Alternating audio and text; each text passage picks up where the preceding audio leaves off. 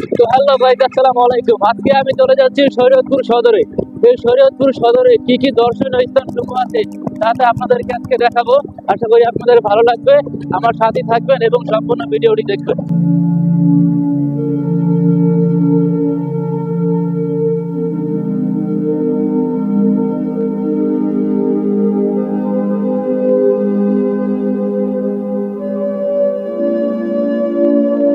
Guys, বাসের ছাদে উঠে আশেপাশের এই সুন্দর পরিবেশ দেখা যে একটা চমৎকার অনুভূতি। আমি কখনো আগে বাসে উঠিনি, তো বাসে উঠলেও আশেপাশের পরিবেশগুলো কখনো এতটা উপভোগ করিনি।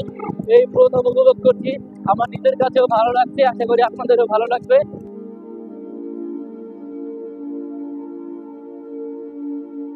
গাইস, এটা একটা ভয়ঙ্কর এক্সপিরিয়েন্স। আসলে শীতের সকালের মধ্যে বাসের ছাদে ওঠা খুবই কষ্টকর, যা আমি আসলে আগে বুঝতে পারিনি।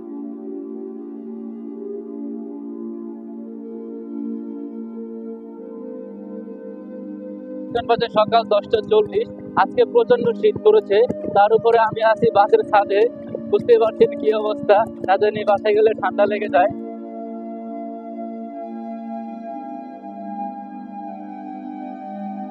তো গাইস, অবশেষে আমি বাস থেকে নামলাম এবং এখন আমি আছি পুলিশ লাইন্স মসজিদের সামনে। দেখতেই পাচ্ছেন আমার পেছনে পুলিশ লাইন মসজিদ। এই মসজিদটি আপনাদেরকে এখন ভালোভাবে দেখিয়ে আমি আমার পরবর্তী গন্তব্যস্থলে আগাবো। মসজিদটি দেখতে অনেক সুন্দর, যদিও এটা কোনো ঐতিহাসিক বা দর্শনীয় স্থান নয়। আমার ভালো লেগেছে তাই ভিডিও করে নিলাম। গাইস, আমি এখন যাচ্ছি ধানুকা মনসা বাড়িতে। এটা বহুল পুরনো একটি বাড়ি, যা দেখলে আপনাদেরকে জমিদার বাড়ির কথা মনে করিয়ে দেবে। সামনে সেই বাড়ি আছে, আমি কাছাকাছি চলে আসছি। গাইস, আমি এখন চলে আসছি সেই বহুল পুরনো সেই মনসা মন্দিরে। এই যে দেখতে পাচ্ছেন আমার পেছনে।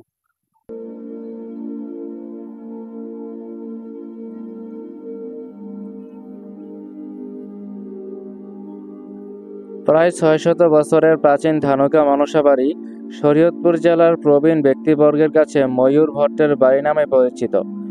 ধানুকা মনসা বাড়িতে সুলতানি ও মোগল আমলের স্থাপত্য শৈলীতে নির্মিত 5টি ইমারত রয়েছে, যার মধ্যে আছে দুর্গা মন্দির, মনসা মন্দির, কালী মন্দির, নহবতখানা এবং আবাসিক ভবন।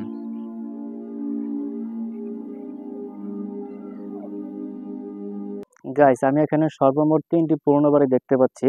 একটা হলো আমার পেছনে যেটা দেখতে পাচ্ছেন, আর একটা এই যে এইদিকে দেখতে পাচ্ছেন সামনে।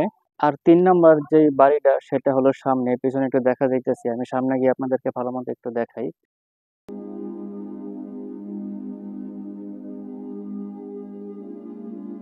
দেখতে পাচ্ছেন এটা হলো 3 নাম্বার বাড়ি এবং এটাই সামনের অংশে অবস্থিত। আপনারা আসলে প্রথমে এটা দেখতে পাবেন। এই বাড়িতে প্রবেশের সময় বাড়ির সামনে আপনারা এই পুরোনো বিল্ডিংটি দেখতে পাবেন। আমি তো প্রথমে ভেবেছিলাম এইটাই হয়তো আসল বাড়ি, কিন্তু পরবর্তীতে ভিতরে গিয়ে দেখি যে আসল সৌন্দর্য ভিতরেই রয়েছে।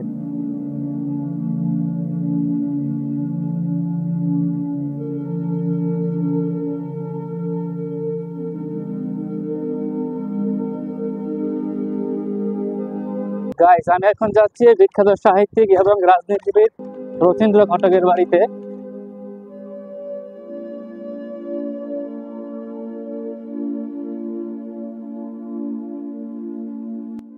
রথীন্দ্র ঘটক চৌধুরীর বাবা জমিদার সূর্যকান্ত ঘটক চৌধুরী ব্রিটিশ বিরোধী আন্দোলন সংগঠিত করেছিলেন এবং এই অঞ্চলের প্রথম পতাকা উত্তোলন করা হয় এই রথীন্দ্র ঘটকের সভাপতিত্বেই। আমি আরো প্রায় 6 থেকে 7 মাস আগে ভেবেছিলাম যে এই শরীয়তপুরটাকে ঘুরে ঘুরে দেখবো, তো তখন আর সম্ভব হয়নি। অবশেষে এখন সুযোগ হলো, কারণ এখন টিউশনি নেই, একটু পড়ালেখার গ্যাপ আছে, যার কারণে চলে আসলাম। শুরুতে মনসা বাড়ি দেখলাম, এখন আমরা দেখতে পেলাম যে রথীন্দ্র ঘটকের বাড়ি। এরপরে আমরা আরো অন্যান্য জায়গায় যাব, আশা করি আপনারা উপভোগ করতেছেন।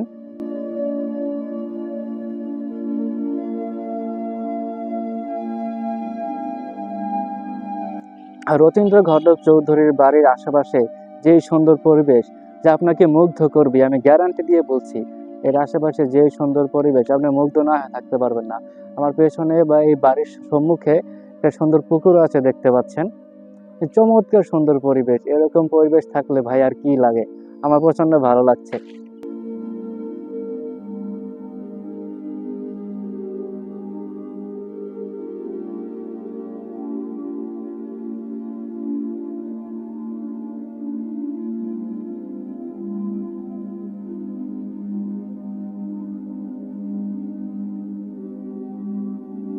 যেহেতু এগুলো অনেক বছরের পুরনো বাড়ি, এই পুকুর পাড়ে যে সিঁড়ি আছে দেখতেই পাচ্ছেন, এদিক দিয়ে সম্পূর্ণ ভেঙে পড়েছে, এদিক দিয়ে ফাটা আছে।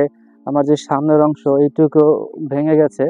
তো এগুলো আসলে দেখতে খুব ভালো লাগে। যারা ভ্রমণ প্রেমী, যারা এগুলো দেখতে পছন্দ করে, তাদের জন্য এই জায়গাটা খুবই চমৎকার একটা জায়গা হতে পারে। আপনারা যারা এইসব জায়গা পছন্দ করেন, তারা এখানে নিঃসন্দেহে চলে আসতে পারেন।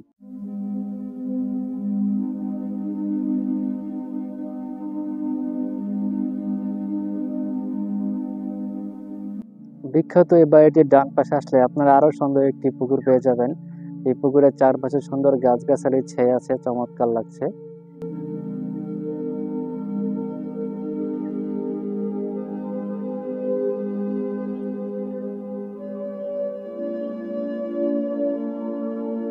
সো গাইস, আমাদের এই বাড়িটি ভ্রমণ করা শেষ হলো। এখন আমরা আমাদের অন্য গন্তব্যস্থলে যাই। অন্য গন্তব্যস্থল হতে পারে বুড়িরহাট জামে মসজিদ কিংবা রুদ্রকর ইউনিয়নের সেই বিখ্যাত ভাইরাল মঠ।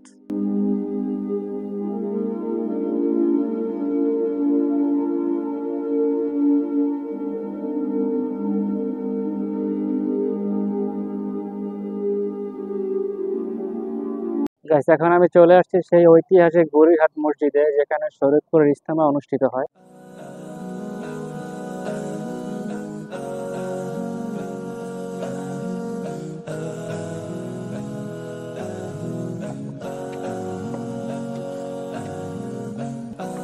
বুড়িরহাট মসজিদটি 1907 সালে নির্মাণ করা হয়। জানা যায় যে কলকাতা থেকে আনা বিভিন্ন পাথরের নানা নানা কারুকার্য খচিত রয়েছে এই দেয়ালে।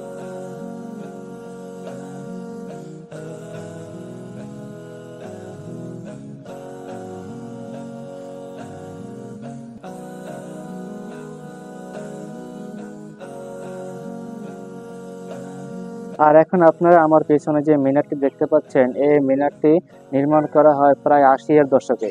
আর এই মিনারটি নির্মাণ করতে 10 জন শ্রমিকের বিরতিহীন সময় লাগে প্রায় 1.5 বছর।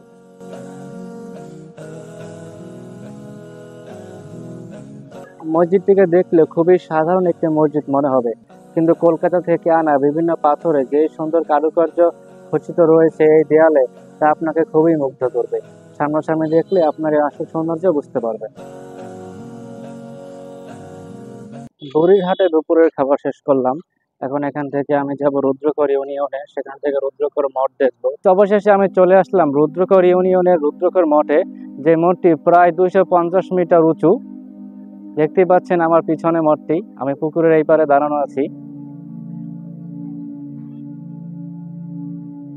রুদ্রকর ইউনিয়নের এই রুদ্রকর মঠ তৎকালীন জমিদার বাবু গুরুচরণ দাস তার মা দাসমণি দেবীর সমাধিকে অমর করে রাখার জন্য জমিদার বাড়ির জমিদাররা এই মঠ নির্মাণ করেছিলেন।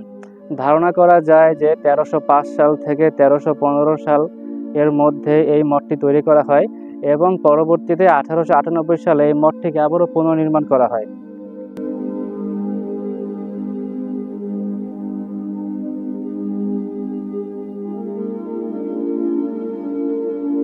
এতক্ষণ আমার সাথে থাকার জন্য ধন্যবাদ। এখানেই আমি শেষ করব। দেখা হবে আবার অন্য কোনো ব্লগে।